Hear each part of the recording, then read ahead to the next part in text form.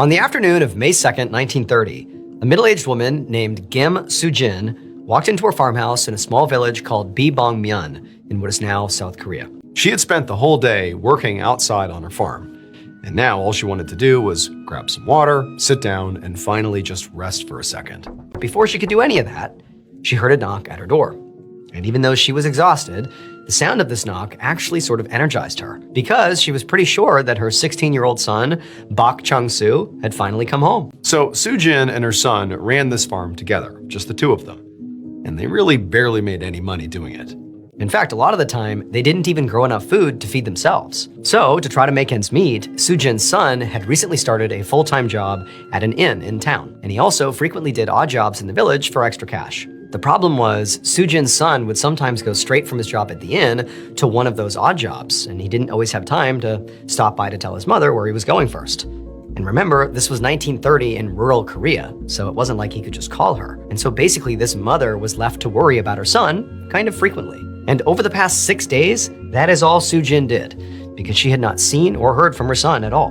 And even though he did go, days at a time in the past, doing these different odd jobs, this stretch was a pretty long time for him to be gone. But she told herself what must have happened is he must have found work with a family who was, having him work and live with them full time. Like this was just a great opportunity and he had taken it, and surely he would be home soon. And now it seemed like maybe, just maybe, he was home. So Soo-jin, she rushed to the front door, she opened it up, and the smile on her face faded immediately because it was not her son standing at the door.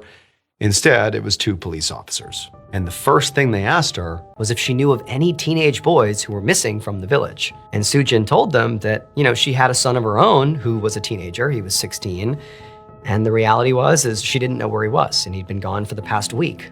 But don't worry, he wasn't missing. He was very likely just working for a family somewhere, and he'd be home soon. But after she said this, the police looked at Soo-jin with clear pity on their faces and told her they were so sorry, but they were nearly certain that her son had been murdered. Soo-jin just stared at them in shock and disbelief as they told her that a few days ago, during the time her son was gone, a teenage boy's body had been found on a nearby mountain. An autopsy showed he'd been beaten and strangled to death. And for the last couple of days, the police had been traveling all over the village, interviewing people and trying to figure out who this boy was. And based on everything they'd learned so far, Soo-jin's son was actually the only teenager in the area who wasn't accounted for. But hearing all of this, Soo-jin did not think this could be true. Her son stayed out of trouble and worked really hard. She couldn't imagine why anybody would want to hurt him. So she just told the police, this has got to be a mistake. But the police didn't seem to think so.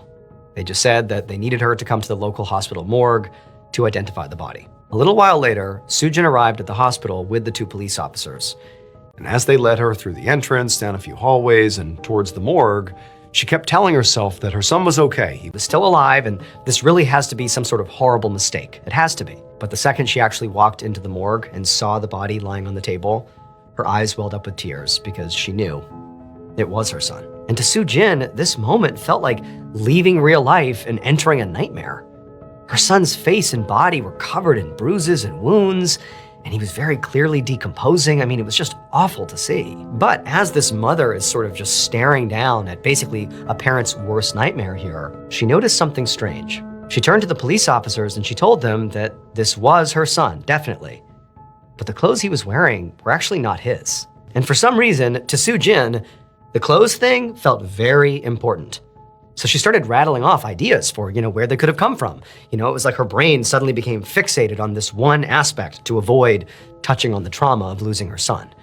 She began telling them that, maybe the family he was working for let him borrow them, or maybe he bought them without her knowing, or maybe whoever killed him dressed him up for some reason. But when she said that last part, it was like all at once, the reality of her son being dead just came crashing down on her.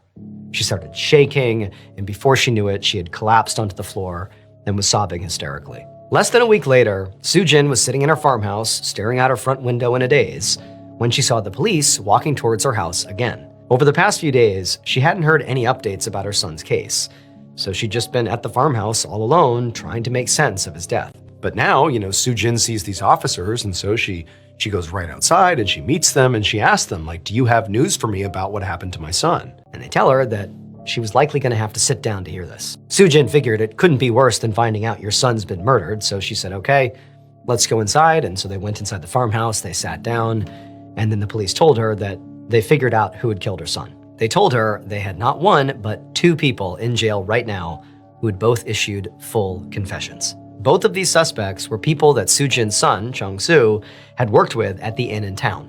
One of them was a young man and one was a young woman. And apparently, Chang-soo had gotten involved in the woman's personal life.